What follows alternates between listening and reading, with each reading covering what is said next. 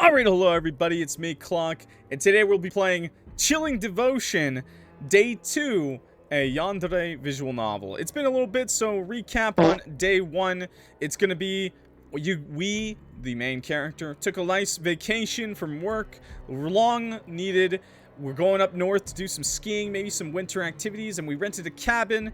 The cabin we found, we walked in, it was open, fully furnished, everything was good inside of it, like someone had been living there, and then a snowstorm started and we couldn't get out of the house, and by the time we tried, this man came inside and told us it was his house.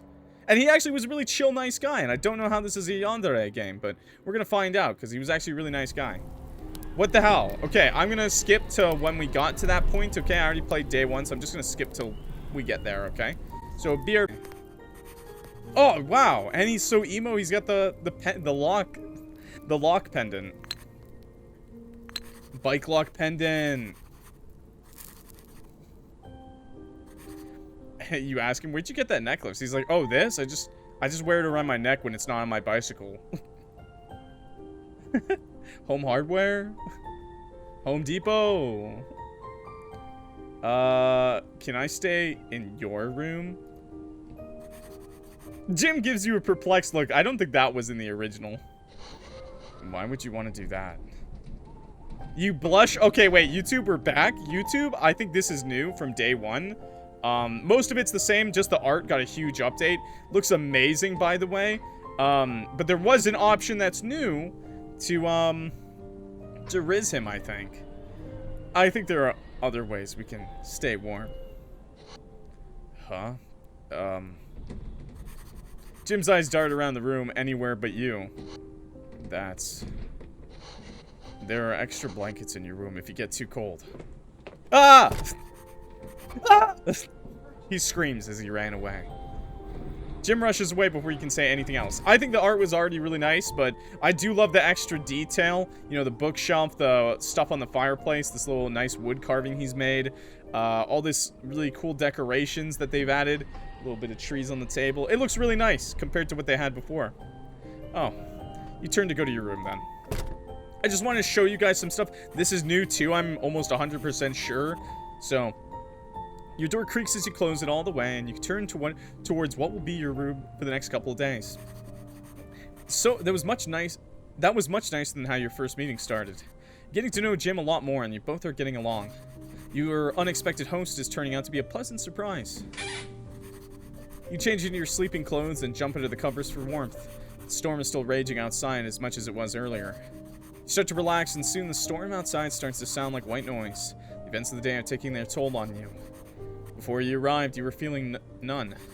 Now, after everything that has happened, you feel attraction. I think so. I'm gonna save here because this might affect the next couple of days. But I'm gonna go with attraction. That's where I was doing on my first day playthrough originally, when this game originally came out. So let's go with this attraction. Honestly, you're attracted to Jim. He's been not what you expected, and looking forward to learning more about him. As you think about how you feel, you drift off to sleep, wondering what the rest of the week has in store for you. Darkness takes you, and you dream of being deep in the mountains. The air is vicious, thick with the scent of old blood. From the abyss, a pair of gold moon-like eyes glow from a towering figure. The shadow moves, too fluid, too silent, just beyond your grasp. The trees scream, the ground heaves, and then the sound, low, guttural, laughing. Its voice is not sound, but vibration. The hum of a wasp's nest. The groan of a noose tightening. You're such a delicate thing. A rabbit on my altar. You're the perfect sacrifice. What the hell? Your breath comes fast, not with fear, but rapture. You seem to recognize something. To be known is to press your rotting heart against something equally ruined. See how we match. You barely even notice when the gnarled roots from below wrap around your leg lovingly. What kind of nightmare am I having? The forest, it screams to you. The one who dreams the wolves. And the darkness reaches for you. The voice calls to you once more.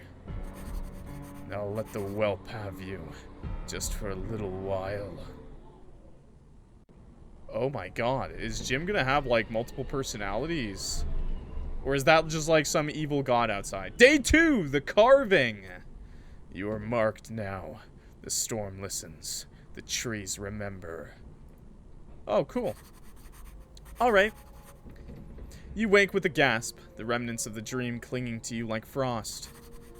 Moonlit eyes burned into yours from the shadows of the pines. Something that knew your name with a voice like cracking ice. Unconsciously, your fingers buried in the guilt, your pulse hammering like a trapped thing. Morning light seeps through the frosted windows. You wake to the sound of the gas stove clicking on and the flash of the flames. Jim is awake, moving through the cabin with the creak of floorboards under his careful steps.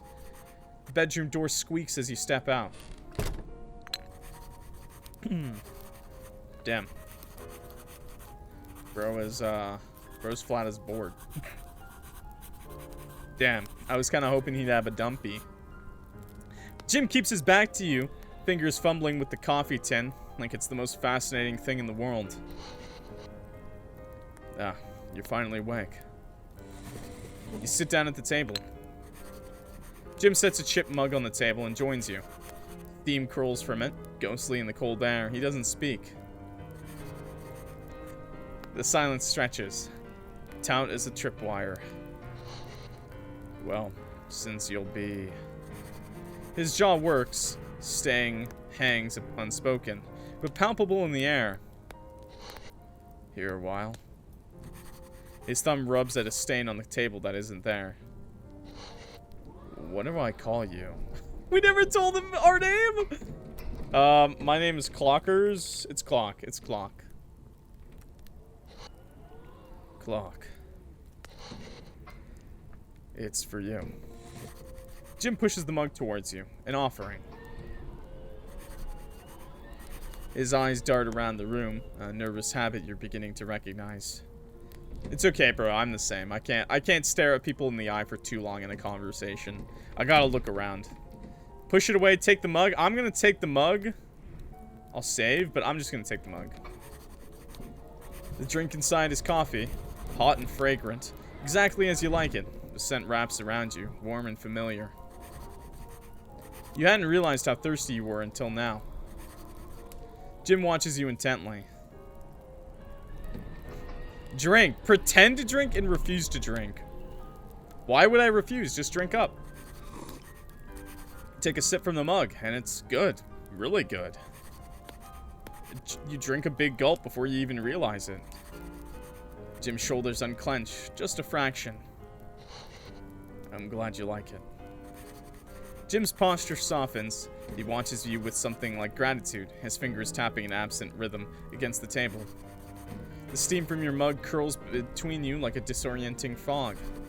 Jim watches, not the drink, but your hands. But not your hands, but the space where your lips will meet the rim. The silence stretches, charged with something unspoken. The warmth of your drink spreads through your chest, familiar and comforting. Is it good? How's the temperature? Not nod that it's perfect. Could be better. I'll be as perfect, man. With pride barely hidden, a flicker of satisfaction crosses his face. He leans back in his chair, fingers drumming once against the table. I remembered how you take it.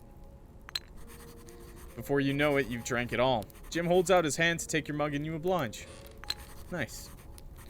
Then he busies himself with taking your mugs to the sink, but you catch the way his thumb rubs over the spot your lips just touched. You must be hungry. I'll make you some food to go with your drink. He crouches down and pulls out a cooler from under the sink. You think you hear the click of a lock, but you can't see past Jim's form. He places some ingredients on the counter: flour, potatoes, onions, eggs, and toast. It's not too fancy, but it'll do. Jim moves with quiet efficiency at the stove as he layers ingredients into a cast iron pan. Based! Go to help? Well, yeah, we should help the guy, man. We should help bro. Help bro out. Help him out. Not sure what changed in his sprite. So, I think the biggest things is I think he got more, like, shading. I think that's the word. But also his shirt is actually detailed now, and he's got a necklace. I think his like neck muscles and like bones are a little more defined too. But I could be wrong. It just looks good. You step beside him, reaching for a knife to chop vegetables. Jim's hand catches yours, not to stop you, just to guide your grip. Knife sharper than it looks. Here. He adjusts your fingers, his palm warm against yours. And we love to see a man smile. Smaller cuts. They'll cook even. You work in comfortable silence, shoulders brushing occasionally. When the meal is ready, he plates it carefully, nudging the best portions towards your side. His boot knocks lightly against yours under the table. A tiny grounding touch. We make a good team. The food is simple, but perfect. Fluffy eggs, crispy potatoes, pancakes, toast slathered in some kind of jam. Jim left the jar of preserves open on the table for you, wafting a sweet scent to you, in case you wanted more. Your stomach grumbles loudly at the sight and smell. Good. You have an appetite. Go on and dig in. He doesn't eat until you do. His gaze never leaves your face. Jim watches you take the first bite, his fingers drumming the table until you nod approval. Pancakes are just sweet enough. The preserves taste like blackberries and something darker. Iron? Nah, just your imagination.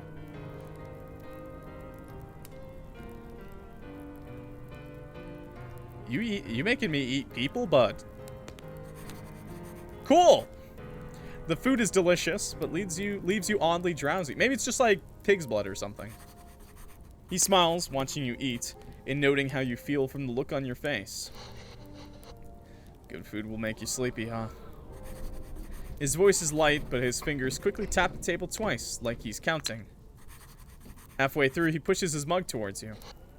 Try this. Before you realize it, you take a sip of his spiced tea, and it's just sweet enough. When you hand it back, his thumb brushes the place your lips touched. Jim, do you have some kind of like I don't know how to say this. Like a feeling thing. I don't know. He needs to touch everything. We're playing Chilling Devotion Day 2.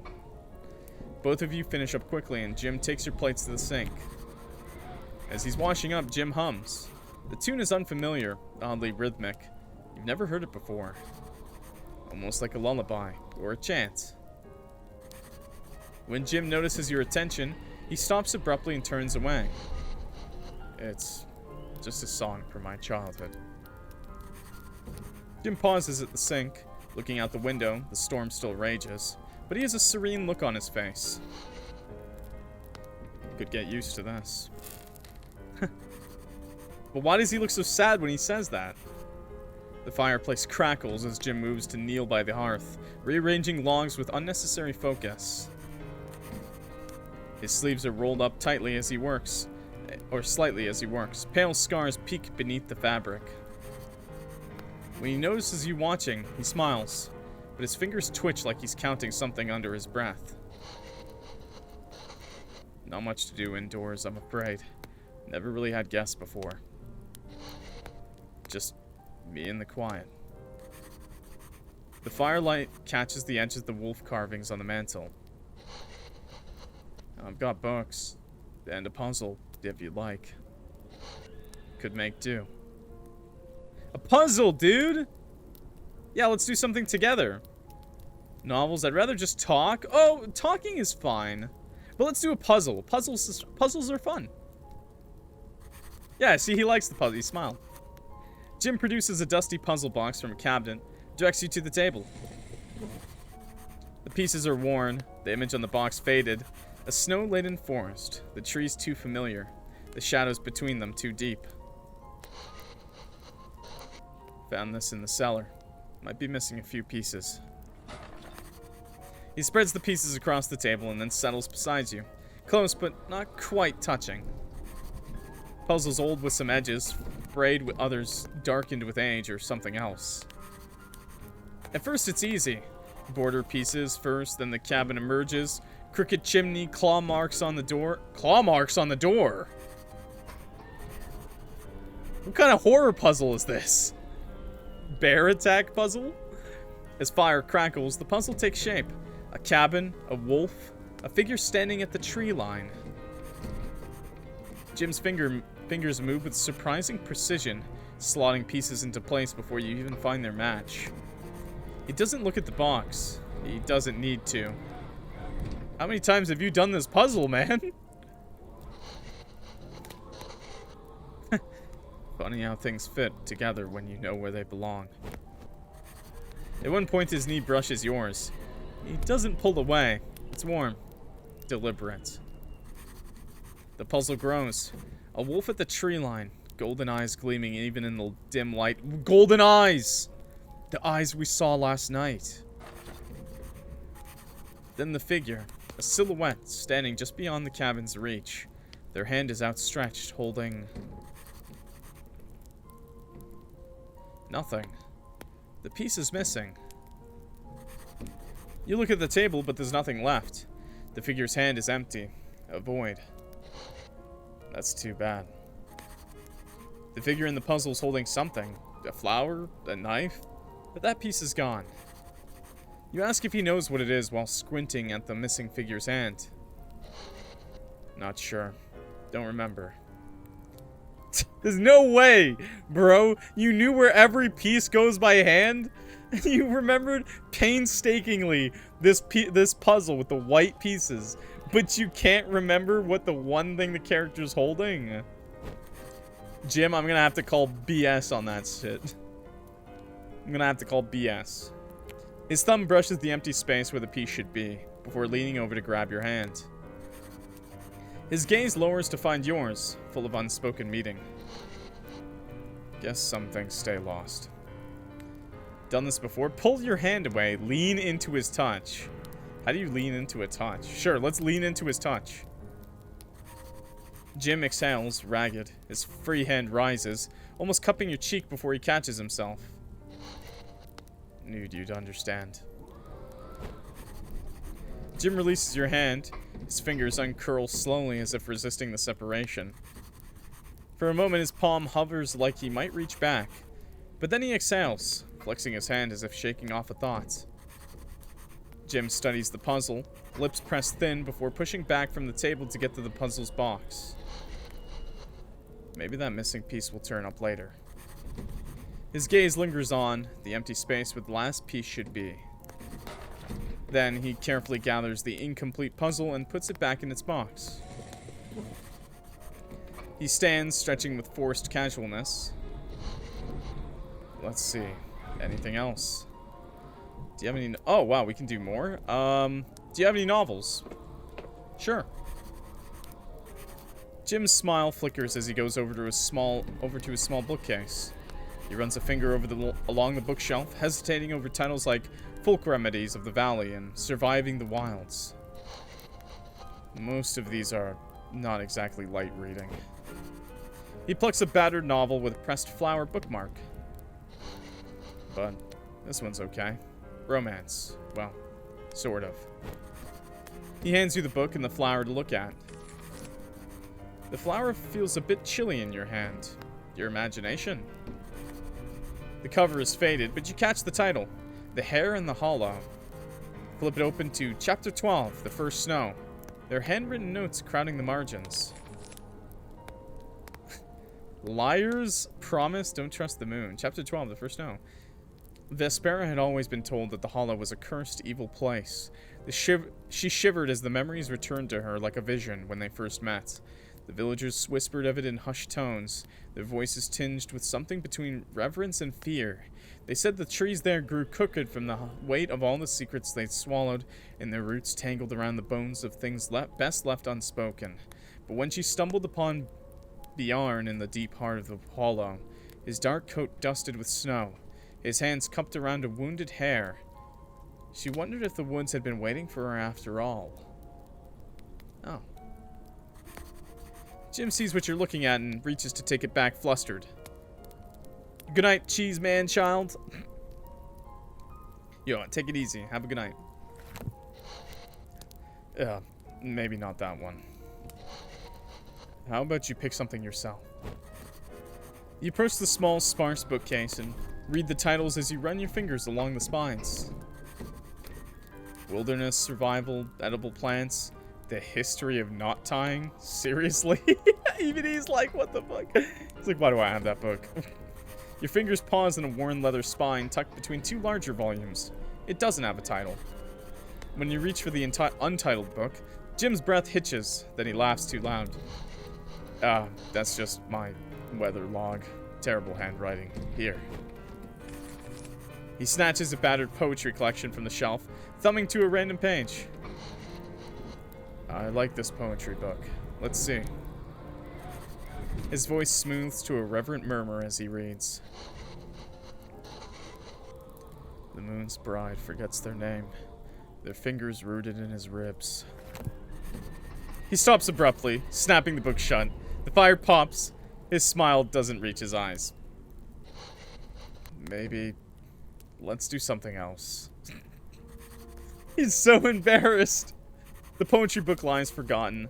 Between you and you suddenly realize that the pressed flower bookmark is still in your palm. Feels oddly cool against your skin. Jim catches you looking at the flower and gazes at you expectantly. Give it back? What the hell? Return it. You decide to offer it back to him with a shrug. You hold it out to him and Jim's smile falters. He doesn't take it, just stares at the petal in your hand like you've handed him a wounded bird. Oh, that was what? It was his! He didn't give it to me, did he?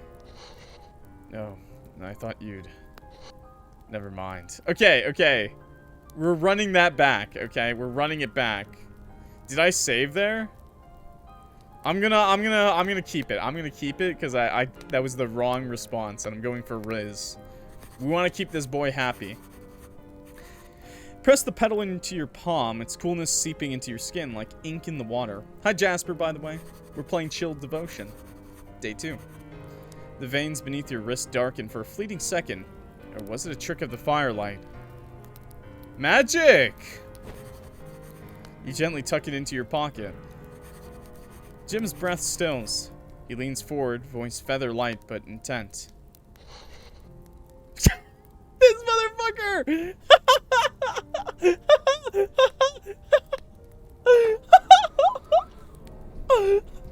Never mind. Why did you keep it? He's upset either way. He's an asshole. His gaze fixes on your pocket where the flower sits. Did it feel like it was yours? Feels familiar. It's a pretty flower. Okay, wait, here we go. It feels familiar. Oh, wait, what was that? He did a little bounce. Jim's pupils dilate. He exhales through his nose, slow, like he's savoring the moment. Knew it. He laughs and it is raw, relieved. Then he reaches out, almost touching the petal in your pocket, but pulls back. That's hilarious. Things find their way where they're needed, even here. You absent-mindedly touch the flower in your pocket, yet a chill lingers on your palm. Chilled devotion. What now? I'd rather just talk. Jim freezes for a beat, then laughs, a strained, breathy sound. You both go to sit by the fireplace. He sits too close, but knees bumping yours. Talk. Right, sure. What about? He toys with his sleeve, tugging it down as he thinks about what to say next. You ask about the carvings. Jim's shoulders relax too much as he lifts the large wolf from the mantle. He runs a thumb along the wolf's spine, where the grain splits like an old wound. Started whittling after I left home. Kept my hands busy. Funny thing, the wood carries a lot of memories. He leans in and hands it to you, pressing the carving into your palm. His fingers linger, too warm. Tell me something you remember. Doesn't matter what. Something true. His thumb presses your wrist. For a second, the pulse you feel isn't yours. Oh. I remember running away once. I had a nightmare last night. I don't remember much. I had a dog like this once. I'll say I had a nightmare last night. Jim goes very still. The shadows behind him sway. I'm sorry about that. But dreams can just be dreams, not real. Jim's expression softens. His thumb traces your wrist like he's counting your pulse. Sometimes, though, I think dreams are doors. You ought to be careful what you invite in. He seems to catch himself, clearing his throat awkwardly. Okay. His fingers finally uncurled around your wrist as he got up. Anything else you want to do? Nope. Go back to my room. He's sad. You mentioned heading to your room and Jim still's thinking. Jim smiles, satisfied with how you've spent your day. He leans back, remembering all the things you've done together with slow, cat-like satisfaction. Knew you'd be good at this. Knew it. Guess we've done all I could think of for now. I'll come get you when it's dinner time. Get some rest for now. I'm gonna redo the route. We're gonna do all the... We're just gonna skip everything, I think, next time. You head back to your room. For now, the door clicking closed behind you. The sound is soft, final. You sit on the edge of the bed, the weight of the day pressing into your shoulders like hands. Oh, I hate this, by the way. Ooh, I hate this, man. I'd close this in a heartbeat. You stare at the frost-veined glass. The storm still rages. Snow piling in drifts against the pane. Your breath fogs the cold surface. Your breath evens out, fogging the glass in rhythmic pulses. Without realizing it, you trace the same looping pattern Jim uses to stir his coffee into the glass. You're feeling more accepting of your situation, or maybe resigned is a better word. The snow no longer looks threatening, just inevitable, like the turn of seasons. Try to nap or think? Let's think. Let's use our noggins. Think about what you've seen. The wind howls outside as you lie stiffly beneath the quilt, staring at the ceiling. You reflect on what you've seen today. The first day staying in the cabin with Jim. Your palm tingles where the petals touched you. A phantom. Chill that won't fade. You press your hand to the mattress, but the cold lingers like a brand. That flower was too cold. Too perfect. Jim's voice, low and satisfied, replays in your skull. The flower rests heavy in your pocket, its unnatural chill seeping through the fabric. Hi, Lacey. We're playing Chilling Devotion, Day 2. Perhaps it's just a chilly draft. You could still picture the way the puzzle pieces had fit together under Jim's sure hands. The shadow of the cabin, the lurking wolf with its golden eyes, the figure at the tree line. But the piece it held had been missing. Now in the quiet of your room, the memory nagged at you. He's been a surprisingly attentive host, in his own way. Breakfast was hearty. Oh, you're good. It's a Yandere game about being trapped, well, not being stuck inside a stranger's cabin in the woods during a winter storm. He remembers the little things, the way you take your coffee, but he's not a bad guy so far. So far. There's something almost comforting in the way he moves, like he's memorized the shape of this solitude and simply let you step inside it. Jim's still careful with his words and still watches you a little too closely, but there's no denying it. You've gotten closer today. The shadows stretch across your room and you begin to wonder if it's evening time yet. Jim hasn't come to get you, but the hunger in your stomach pulls you out of bed. When you get up, you notice the door is slightly ajar. You could have sworn that you had closed it. He was watching us! The storm has trapped you both inside for another day. The wind howls through the cracks in the cabin walls, but Jim seems almost content. He sits at the table, a small knife in hand, whittling away at a block of oak. His movements are careful and precise, like a man performing a sacred rite. He doesn't look at you, but you catch the way his fingers linger over the wood. shaping it with something like reverence. Watch quietly, gently alert him to you. I feel like... Let's just watch quietly. You stay planted where you are, hoping not to disturb him. The sound of scraping continues. Eventually, Jim begins to become aware of your gaze as he finishes his work. It's a carving of a rabbit. A small, fragile thing. Ears folded back. Body coiled as if ready to flee. When the carving is finished, Jim hesitates. His thumb brushes over the creature's back, passing over its form. With a twitch of his lips, he seems to decide to pick up his knife again and whittles away quickly. He carves a small hole through its heart, threads it onto a leather cord, and ties it around your neck without asking. His fingers linger too long on your pulse, which jumps at his touch.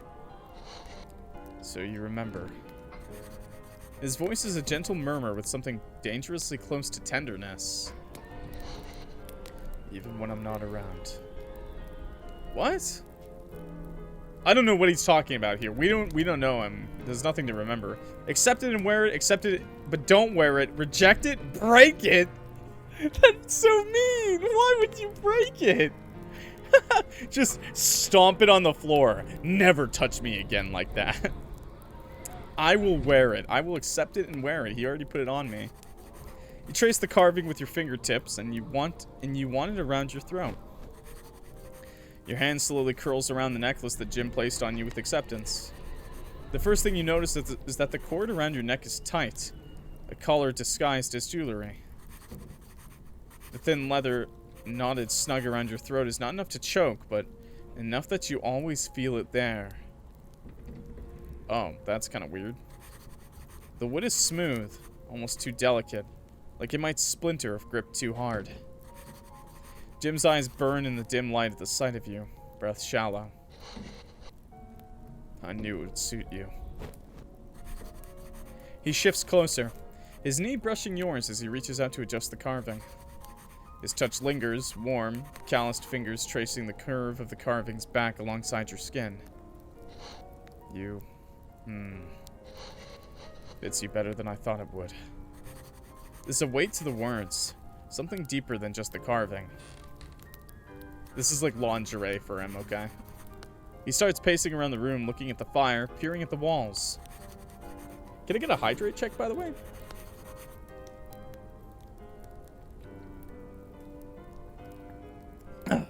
Nice. Drink your water, chat. It's important. Ayo for real. He's stalling. You can tell by the way his shoulders stay tense, the way his gaze keeps flicking back to you. Finally, he exhales, running a hand through his hair. Oh, have to make you more things if you like it. When he starts to retreat to his room, his steps are lighter than usual. No, see you soon. Night. Wait, I'm hungry. I came out here because I wanted food. I'm here to mooch.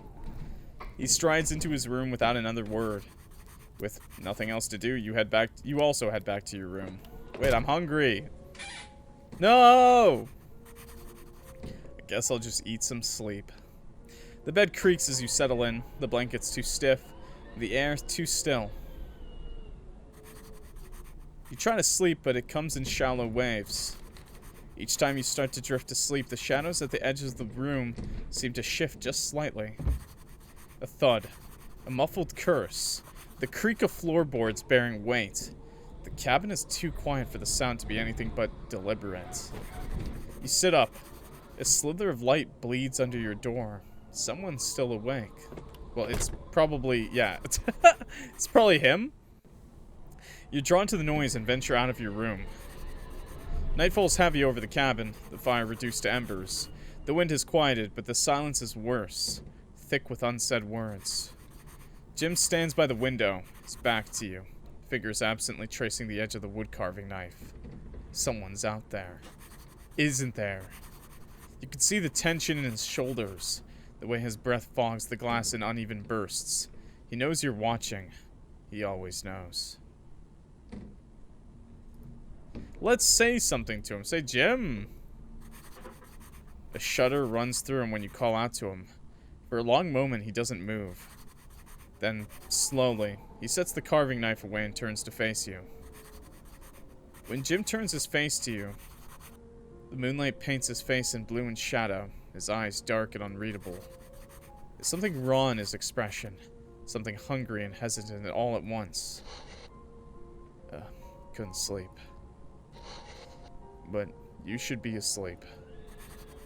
His voice is rough, raw. Couldn't sleep either. I heard you were awake.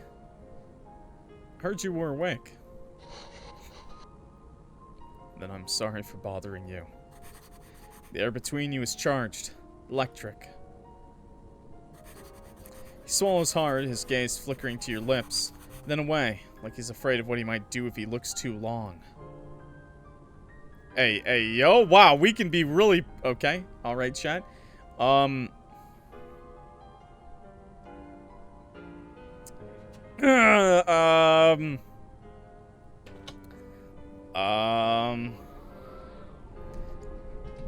Don't look away. Look away, chat. Look away. A look of frustration flashes across his face. But Jim breaks at your command and closes the distance. In one swift motion, his lips are on yours. His hands gripping your hips hard enough to bruise. The kiss is fierce, all teeth and desperation. He nips at your lower lip, his breath hot against your skin. When you gasp, he groans, pressing closer, like he wants to melt into you. Mine. It's not a request, it's a claim. He doesn't let go, his forehead pressed to yours as he struggles to steady his breathing. You. He struggles to say something, but swallows it instead. Jim suddenly pulls away from you, like he's been touched by fire. I have to go. What? That was fast! He begins grabbing his heavy winter clothes and heads for the door. You reach out to him, but he gives you a dangerous look. Don't follow me. Don't follow me. Brother, you can't just bite my lip like that and leave. Wow, he didn't even make dinner. Damn, he didn't even take us out to dinner, chat. He leaves the cabin, the door slamming behind him. The door clicks shut behind him and there's a beat of silence. Then, the unmistakable click of a lock engaging. Follow him. I think he just locked the fucking door. Let's follow him, chat. You're reaching for the door before you realize it. The handle's cold under your palm, the metal biting into your skin as you twist it. We just started it? And? Doesn't budge. Give up. Pound on the door. You rattle it harder, throwing your weight against the wood. Nothing. The door doesn't even shake in its frame. It's solid, it's stubborn, like the trees outside that have spent decades digging their roots deep into the earth. Was your lip that nasty? It might have been. Let's look out the window. Let's look out the door. Look out the window. Through the window, you see Jim's retreating figure, his shoulders hunched against the wind and snow. It looks like he's holding something. A sacrifice. He doesn't look back. Look at the door. It's a double-sided deadbolt. Jim has you locked inside the cabin for the night. Go back to bed. EP time! You hear distant axe hitting wood outside over and over and over. The night stretches on, and Jim's touch lingers like a brand. Jim seems to have no intention of returning tonight. I understand, homie. I understand. Sometimes, chat, you can't let the women win, and you have to just spend the whole night outside being a lumberjack. Completely understandable. It might be a Canadian thing. With nothing else to do, you head back to your room. You lay back down in your bed, filled with thoughts of Jim, but your eyes grow heavy with sleep. Yeah, I don't know. Sorry, Mikey. You might not understand that one. The storm murmurs against the windows, a lullaby of wind and creaking wood. You drift into sleep, and the dream comes like a whisper. Oh, wait, okay. You stand in a cathedral of snow-laden trees, their branches clawing at a sky as deep as of oblivion. The air smells of frost, something older, moss, blood, burnt sugar. The carving around your neck tightens and drives you forward. Before you is a path of white flowers, like piles of snowfall. Their silver veins pulse in time with your own heartbeat. One brushes your ankle, familiar, possessive. You don't recall their name, yet your tongue forms the shape of it anyway. Moon petals. Is that what they're called? How do you know? There are wolf tracks, deep, deliberate. They lead you forward without a choice. The trees seemingly curve into you, pulling you in. Something moves in the dark. Not a wolf, not a man. A shape with too many joints. Its shadow stretching farther than the light should allow. Eldritch monster! And those eyes, they glow impossibly bright, drinking up the shadows. A voice hums. Jim's voice. No, deeper. It curls through the trees in fragments. What do you have, rabbit? Your palm grows heavy. You unclench your fist to reveal. It's a moon petal. Not fully bloomed, its center is a perfect black pupil. Its mouth doesn't move. The words bloom from behind your ribs. The cage is beautiful because it was built just for you. Won't you sing for him? The figure laughs, and the sound is Jim's. Warped. Delighted. The flower roots into your skin. It doesn't hurt. That's worse. Stay a little longer. I've been starved for you for so long. Thanks for playing day 2! Let me know what you think so far on the itch.io page. Wait. Let's save here so we have it. Okay, that's day 2. Wow, okay. Okay. We're gonna go through the route again. We're gonna go through the day and see what happens. Wow.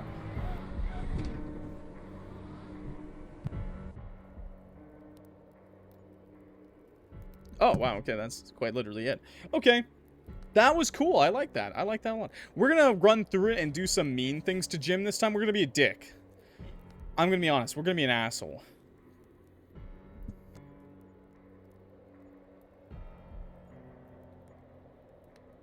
Anyways, sorry, I was just looking around.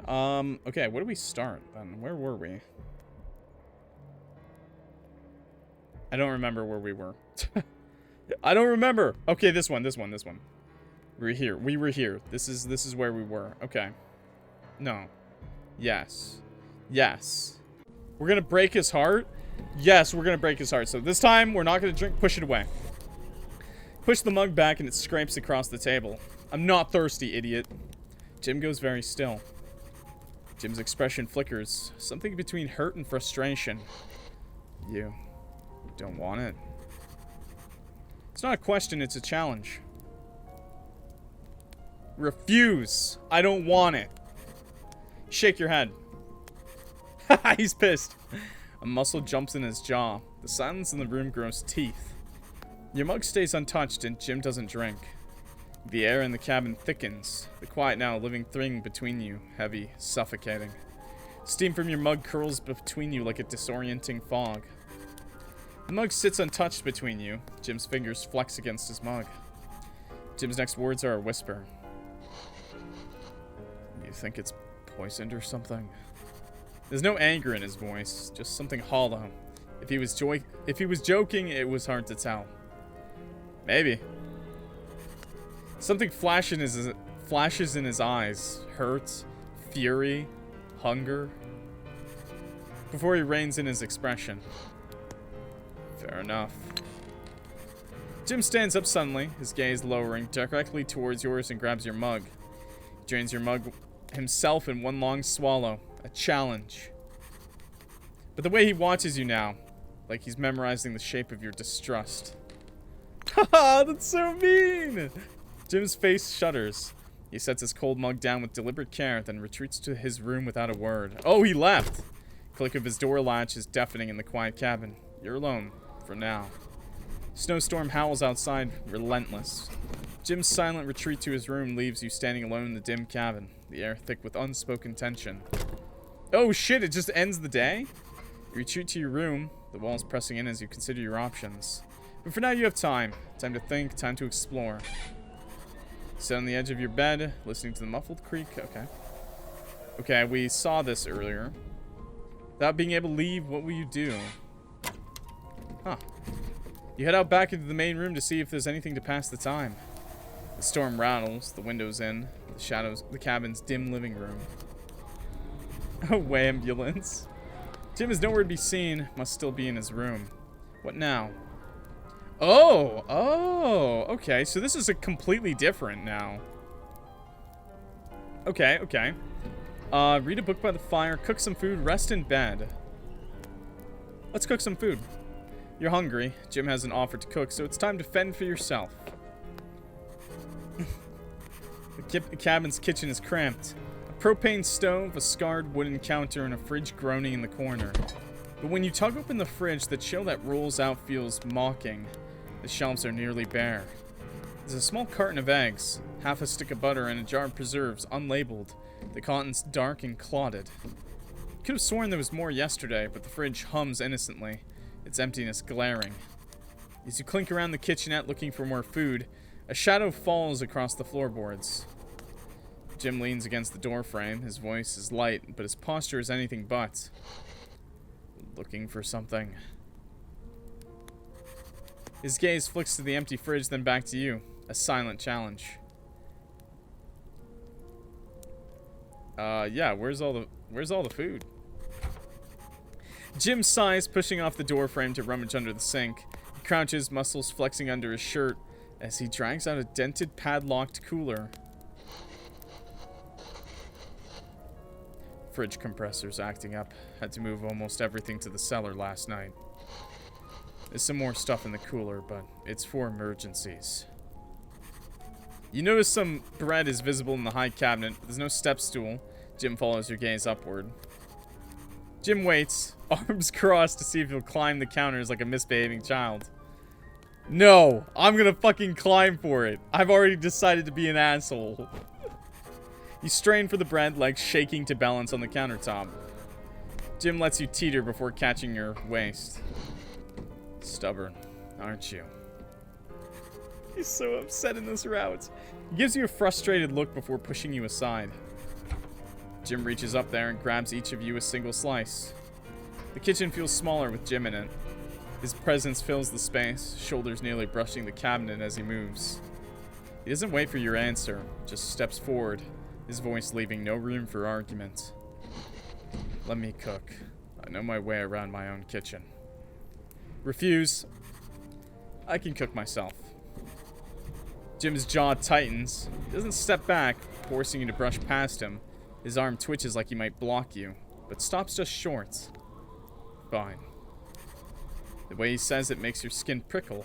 Not quite mocking, not quite concerned, just waiting.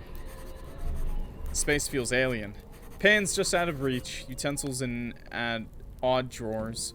The stove clicks stubbornly but doesn't ignite. You're able to get it to work yesterday.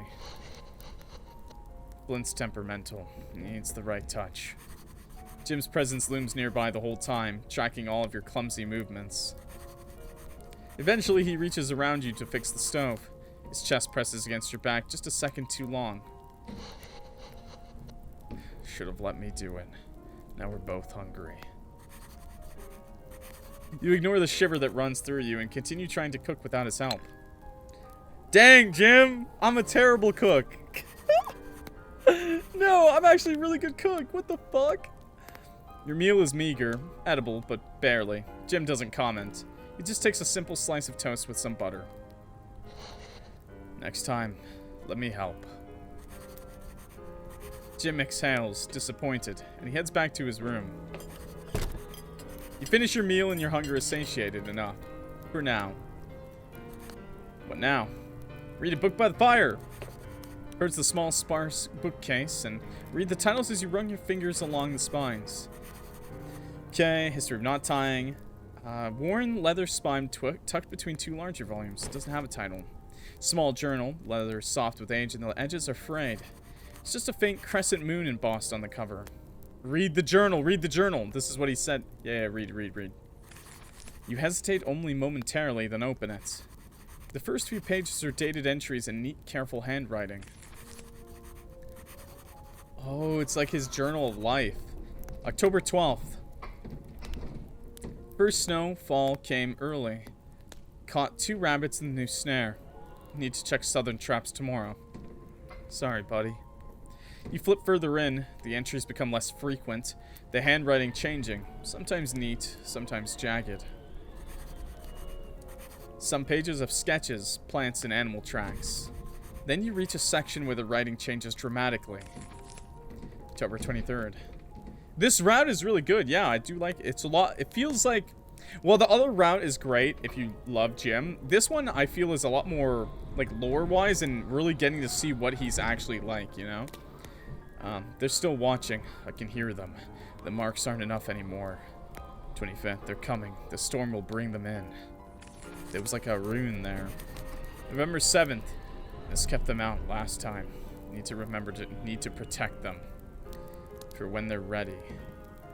What is this? Mistletoe? Or like cranberry? No, like mistletoe. Some kind of like chokeberry. Sticks and like a vine. And a jar. Oh, and it has the purple. It has stains. The preserve?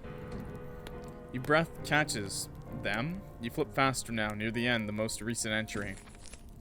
December 6th. They're here. Have to be careful. Have to go slow. The trees are already whispering. As you turn the page, a dried flower falls into your lap. A white bloom, perfectly preserved. You stare at the flower in your palm, breathless from what you just read. The cabin seems too quiet suddenly. Then a floorboard creaks behind you. You snap the journal shut, but it's too late. You spin to see Jim leaning in the bedroom doorway. How long has he been watching? Find anything interesting?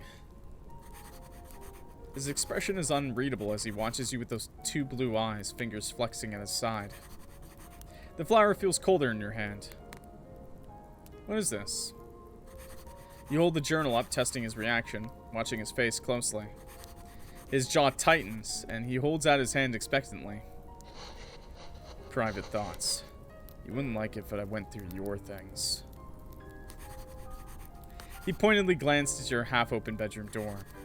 You hand back the book, unsatisfied, but doesn't look like Jim will say any more on the subject. Slides the journal back into its spot. We're such an asshole in this route, by the way. The moment stretches, the fire pops. Jim's gaze locks onto your clenched fist where the flower rests, icy against your palm. His expression flickers, something between panic and hunger, before something into careful neutrality. What else is in your hand? Your fingers tremble. The flower feels heavier than it should. When you unfurl your hand, the white petals are now slightly crumpled, edges blackened with frostbite. Jim's breath catches, just for a second before he slowly, carefully speaks. Is that yours?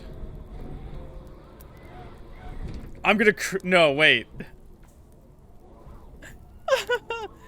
Wait, I actually think crushing the flower might actually be bad, because crushing it, we, like, absorbed it one time. Did you put this here? Yeah. Okay, I'll hit crush the flower, but I think it's not mine is meaner. Because he said something about it being, like, ours in the first round. And crushing and holding the flower, like, pressing it into our hand, gave us the, like, imprint of it, so. But I'll crush it. Bazinga, hi, Logo Boy. Crush it. Jim goes deathly still, but watches you. Now, why'd you go and do that? When you open your hand, the flower's intact, but now damp, as if weeping. Takes the flower from your hand, turns it over like a curiosity, and then pockets it while giving you an unreadable look. It's just a flower. Never mind. You still feel the coolness lingering in your trembling hand. Then he reaches over to you and you flinch. His gaze holds yours as he slowly pulls out a book from the shelf next to you and hands it to you firmly. The cover reads, Wilderness First Aid Manual. Read this. It's good for you. Never know when you'll need it. His finger taps the book right over an advertisement of, Learn how to treat frostbite. His gaze flickers to your exposed fingertips, then back to your face. A silent message. The moment stretches. The storm rattles the windows, but Jim doesn't move away. I don't want to read this. I'm just gonna say I don't want to read this. Jim stills. His fingers flex, then curl into fists. Well, you should. Because out here, not knowing can kill you. And I'd hate for that to happen. His words are spoken like a promise. A threat. This is the mean route. I'm sorry. He gives you a final withering look before leaving again. I'm kind of glad I did it too, because seeing that response is important, okay? Even though Jim has retreated to his room, you still somehow feel his eyes on you. Maybe you can look around into the bookcase more later, when Jim is occupied elsewhere. What now? Try calling someone. Oh! You reach into your pocket to retrieve your phone. The wind howls outside as you stare at the blank screen. No signal, no bars, just the mocking, no service blinking back at you. The landline on the counter catches your eye. Worth a try. You lift the receiver, dead silence. No dial tone, just the hollow echo of your breathing. Floorboard creaks behind you. You don't need to know. Jim's there, watching. Again. Bro, stop going in and out of your room. Just sit down at the table. Who exactly were you trying to call? Jim is leaning against the door frame, arms crossed. His expression is neutral, but his eyes track the way your fingers clutch the receiver. It's not like anyone can come or go right now anyway. His tone is icy and his eyes narrow on you, tracking you, knowing how stubborn you've been. Jim's patience is running thin. When will it be fixed? You're lying! It's so mean! Okay, wait. Isn't he at his door? Like his room? Okay, water. Okay. You know what? You're lying. We can't be that mean. I haven't felt this bad being mean to someone in a visual novel since, like, a loser named Hannah. But I've gotta be mean. You're lying. I know he's not, but... Jim's lips twitch. He reaches past you to jiggle the phone cord, his chest nearly pressed against your back. Why would I lie? You're safe here. The word lingers, heavy and wrong. The silence stretches too long. His gaze darkens. The polite mask slipping just enough for you to see the ice beneath. I think you should go to your room for a while. He doesn't move from the doorway. The unspoken command lingers in the air between you. This isn't a suggestion. You hesitate, weighing defiance. But the facts are undeniable. His broad frame blocks the only exit. The storm shrieks outside, a reminder of the wilderness's indifference. And that look in his eyes. Patient, but not endlessly so. Your feet move before you decide to obey. Jim follows just too close behind as you trudge down to your room. Rest up. I'll get you for supper later. He does not, by the way. He's a liar. And with that, your bedroom door creaks shut behind you. Even if you're nice to him, he don't make supper. The sound is soft, final. Okay, we can skip. You scoff as you peer out of your cage. Consider writing a plea, a curse, a name. But who would see it? The trees, the wolves? Single finger scrapes across the forest, etching half a word, before letters sweat and blur almost immediately as if the house itself rejects your defiance. Jim's presence was an inescapable shadow over you. Think about what you've seen. Is that skip? Memory flickers. The rough drag of aged leather under your fingertips, the dry crack of its spine splitting open like a secret. The sketches and scribbled writings swim behind your eyelids. The contents of the journal send a chill through you. Your brows furrow as you try to make out what it all means. They're coming. The storm will bring them. You turn onto your side, pulse quickening at the memory. Who is he writing about? Why does the date on the last entry match this week? He's talking about you. Your palm tingles where the petals touched you. A phantom chill that won't fade. You press your hand back to the mattress, but the cold lingers like a brand. That flower was too cold, too perfect. Jim's reaction was playing on a loop, dismissive, even when his breath stilled. You clench your fist. The scent of frost and iron still clings to your skin. fridge's hollow interior glares in your memory. Is that really what happened? The fridge was working fine yesterday. At least, you didn't notice anything wrong with it. And the way he watched as you struggled with the empty shelves, like an animal playing with its food. Yeah, no worries, Mikey. Good luck. Your stomach growls. The hunger feels intentional now.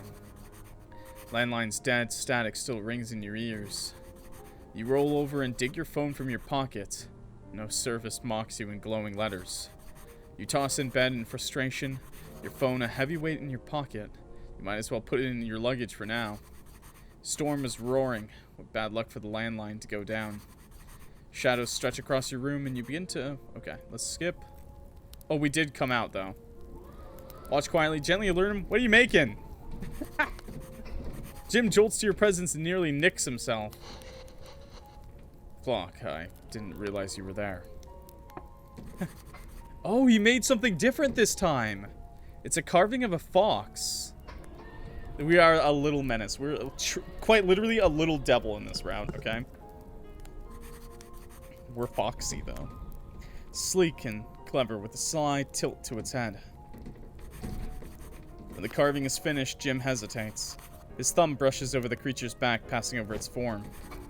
He seems to consider the object in his hands before putting the carving away into his pocket without another word. You note a flash of pain across his face before he turns away.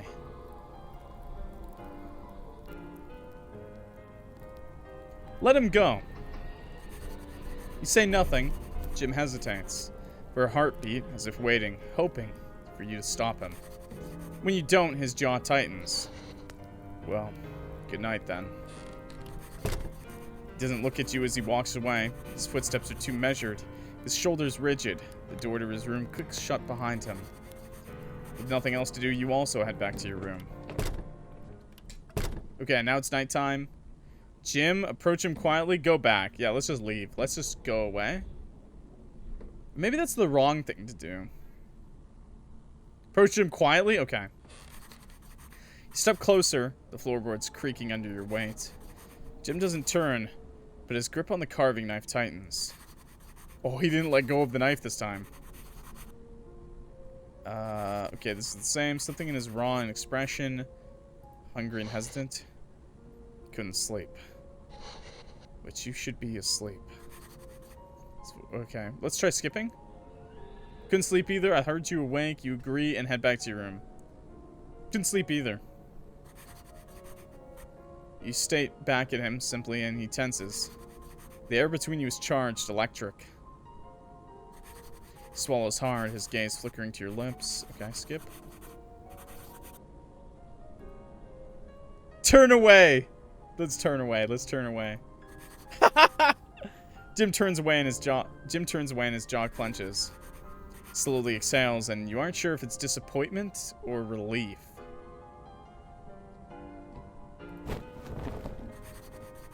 To your confusion, Jim puts on his jacket and hat by the door. Then he wordlessly goes out of the cabin. Door clicks shut behind him and there's a beat of silence. Then the unmistakable click of a lock engaging. Follow him. Down in the door. Look at the door. Look at the window. Okay, it's all the same. Okay, different. The dream is different. The wind howls louder, rattling in the trees like something begging to be let in. Before you is bare earth. The ground twitches where your shadow falls. You feel something between your neck, between your teeth, and when you pick it out, a white flower, moist from your inside. Silver veins throb mockingly at you. You don't recall their name, yet your tongue forms the shape of it anyway. Moon petals. Is that what they're called? How do you know? Okay, wolf tracks. You whirl to flee in the other direction, but the woods stretch into the horizon. Something moves in the dark. Not a wolf, not a man. Okay, this is the same.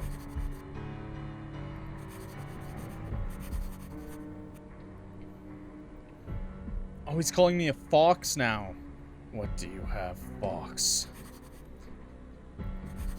It's a moon petal, pressed and dried. It pulses in your hand with secret life. Its mouth doesn't move, the words echoing off of the trees. What are you going to do with that? Do you even know yet? You press it to your lips at night, pretending it's his kiss. Stay a little longer. I've been starved for you for so long. Okay, okay. So that was pretty different. He carved something different this time, too. So on top of carving something a little different, he also... Now, I won't lie. While this game has some amazing art and the sprite work is awesome, I'm kind of disappointed to see that I don't see any more CGs. Maybe I'm missing it yet. We can play around a little bit more with the options. I think we can play around with the options a bit more, but I'm kind of surprised we didn't get like another CG.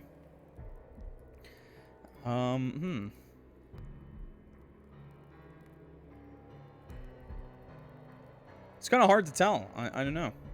I'm just gonna look quick if there's any like endings.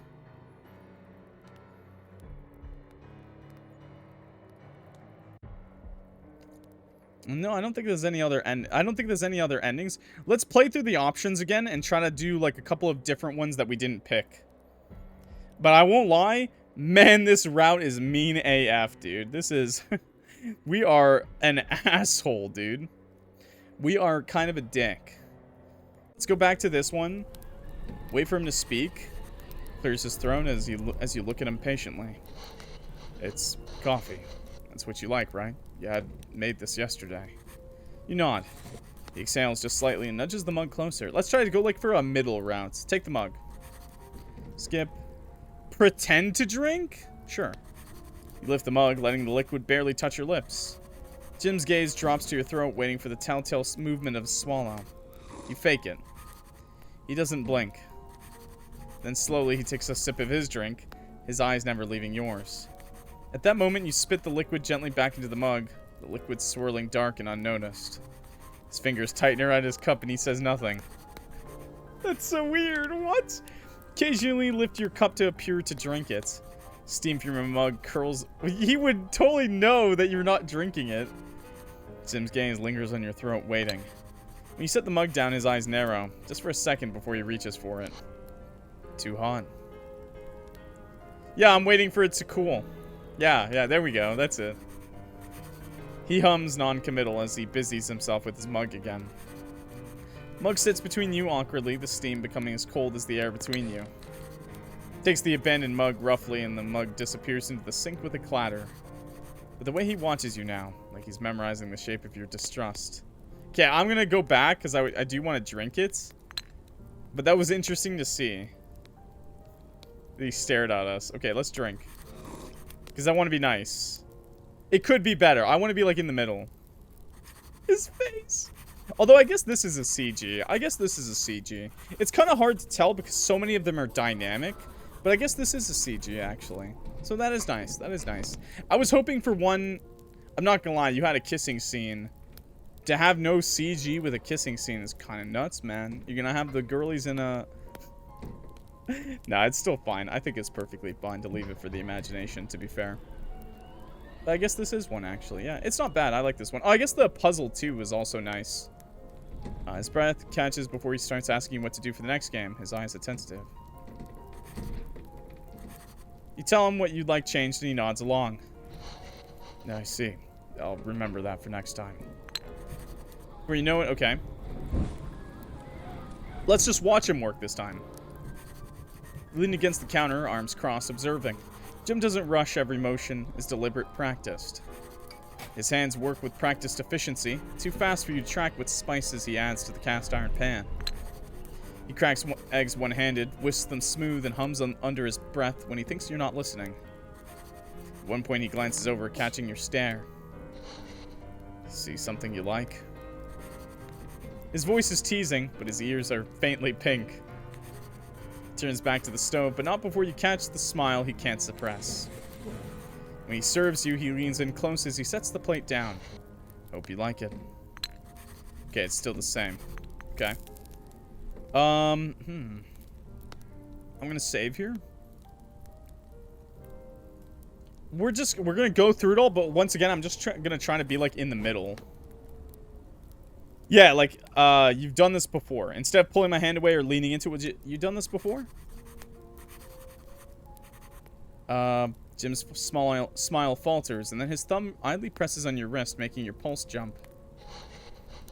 I had a lot of time to practice. Nights get long when you're waiting.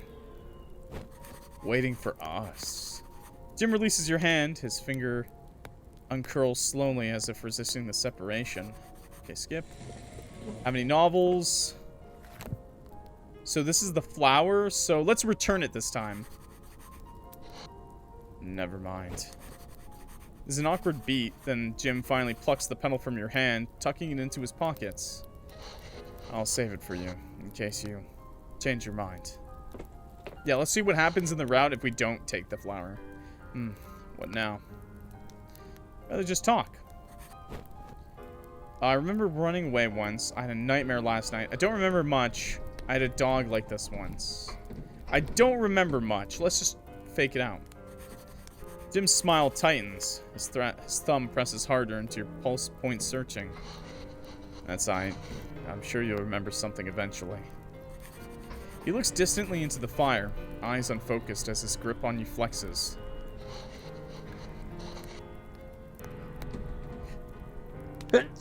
Oh, sorry.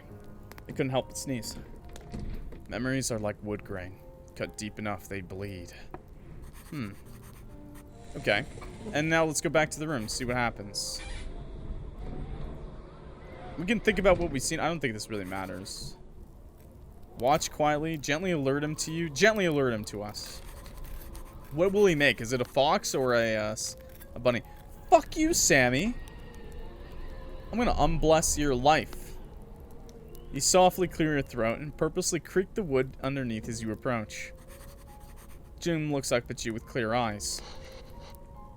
Clock. I'm almost done. There. Oh, he did a rabbit still. I hate you guys. Okay, he still did a rabbit. Small, fragile thing. Okay. Wait, okay.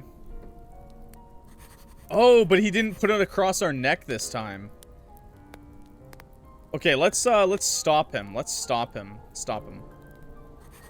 Jim freezes, his fingers tightening around the carving. When he turns back, his gaze is searching, wary, but there's a fragile hope there too, like he's bracing for rejection. Do you want it? Accept it and wear it. Accept it, but don't wear it. Reject it, break it. We'll play around with these options, but accept it and don't wear it. You trace the carving with your fingertips, but you don't want to wear it. Jim watches as you turn the wooden carving over in your hands, his usual guarded expression softening at the edges. It looks better in your hands. Then Jim clenches his throat, suddenly awkward, and turns back to the fire. But you catch the faintest curve of his mouth before he hides it. I'm glad you're keeping it. Before he turns in for the night, he hesitates, glancing back at you. Well, night. He stands to leave without another word. Nothing else to do, you also head back to your room. Okay. We're doing like the middle route, I guess. Approach him quietly. You agree and head back to your room. That'd be pretty funny, but I think we'll just say I heard you wink. Step forward slowly. Let's try that. Jim hesitates, his hand hovering near your face like he's afraid to touch you. When you lean in, he lets out a shaky breath, his fingers finally brushing your cheek. Oh, it's different. The kiss is soft, almost tentative. A question, not a demand. His lips are chapped from the cold, but warm. So warm.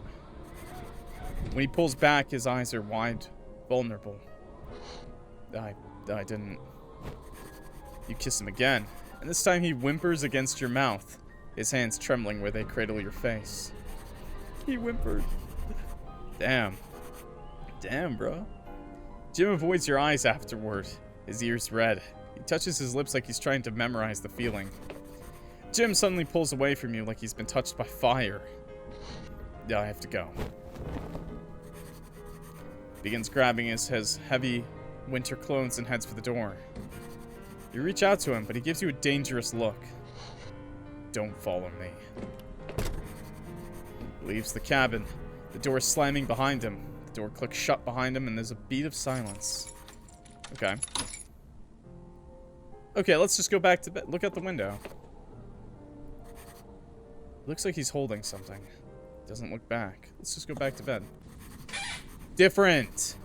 In the cracks between the trees, you think you see a large wooden carving watching you, waiting. Before you is bare earth. Okay, skip. How curious. You hunger for him, even as you tremble in his hands. I've seen how you lean into his shadow.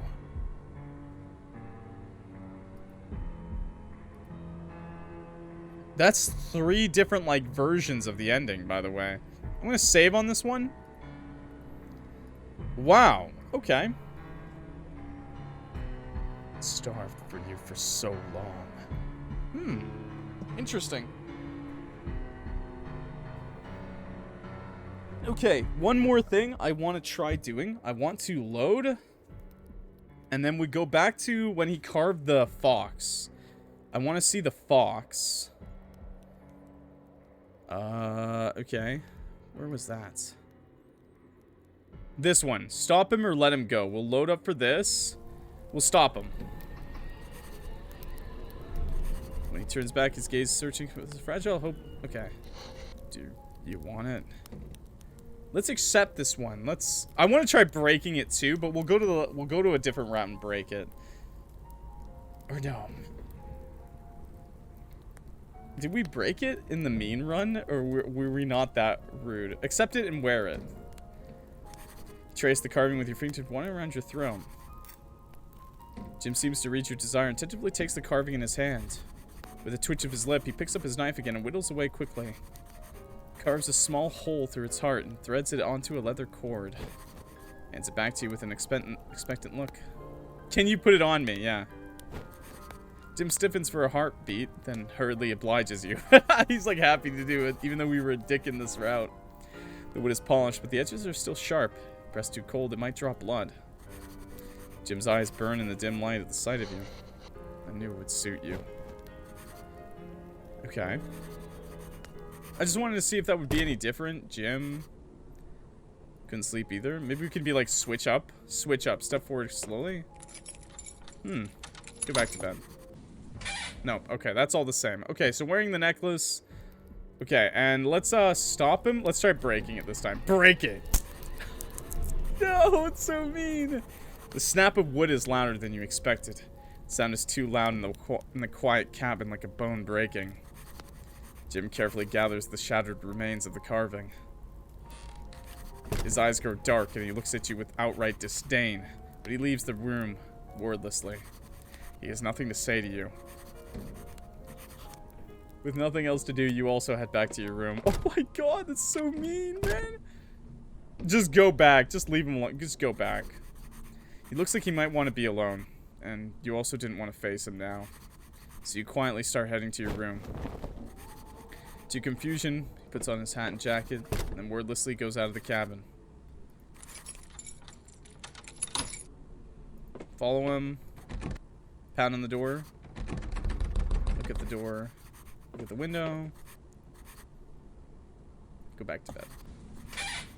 Oh, different this time.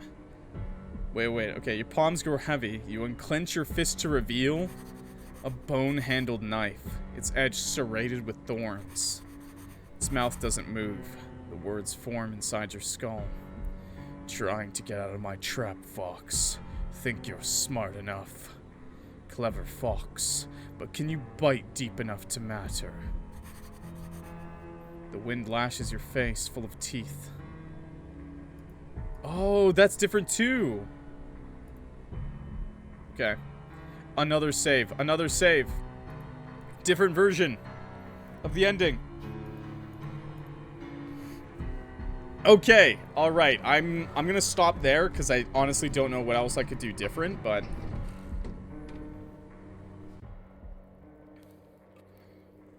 why did it play like wood crackling at the end there? Did they do that every time? Okay, that is it for Chilling Devotion Day 2. That's where I'm going to leave it. I do think that was really cool, actually. I think that was really cool that, the different variations of the ending. I'm sure that'll all play into endings in the future. But very interesting to see so far what the developer's doing. Great art, by the way. I'm loving it. It's actually fantastic. The update is wonderful. Day 2 is very interesting.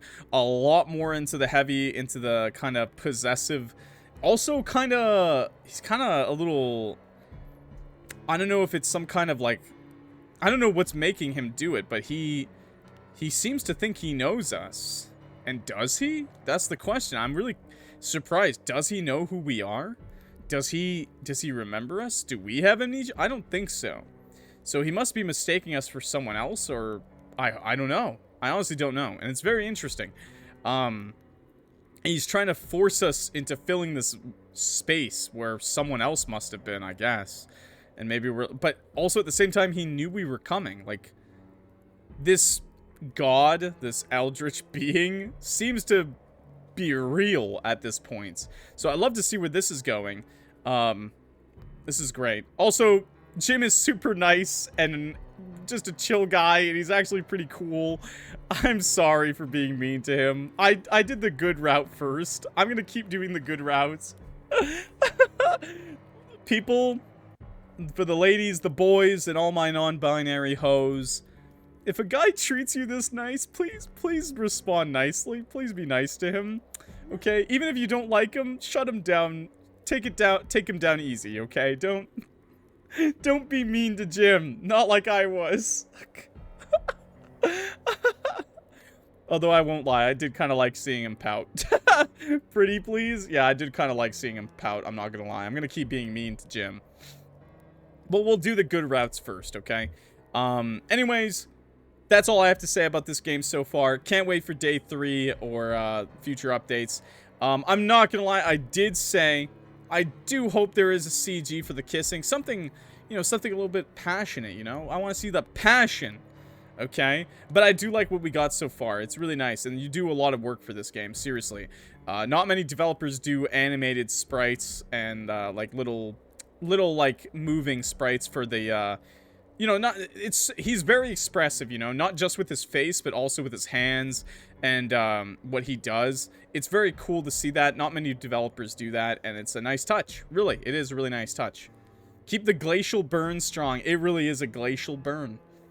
And also, I kind of like how, I don't know if I mentioned it, but there was one point, so you can choose between, like, a harsh kiss, like he's devouring you, is how they explained it, and then a very gentle, warm, loving kiss. So I thought that was very interesting. If you push on him, he's rough. If you don't, he's very gentle. So I'm still not sure. Maybe it's like a multiple personality thing. Like maybe the god takes over and maybe he just has a separate personality. Because that ending message also kind of sounds like it's him talking, right? And what is he doing in the middle of the night? Anyways, that's all I have to say for now, okay? We'll theory craft in the comments. Let me know what you think, okay? Please, if you like this video, clock that like button and subscribe. It helps me out a lot, okay? I'll leave the video for day 1 in the description. You can check that out if you didn't see it, if you want to see it in the end of the video. But yeah, and I'll have this in a playlist, okay? So thank you so much for watching, everybody. My name is Clock, and I'll see you in the next video. Peace.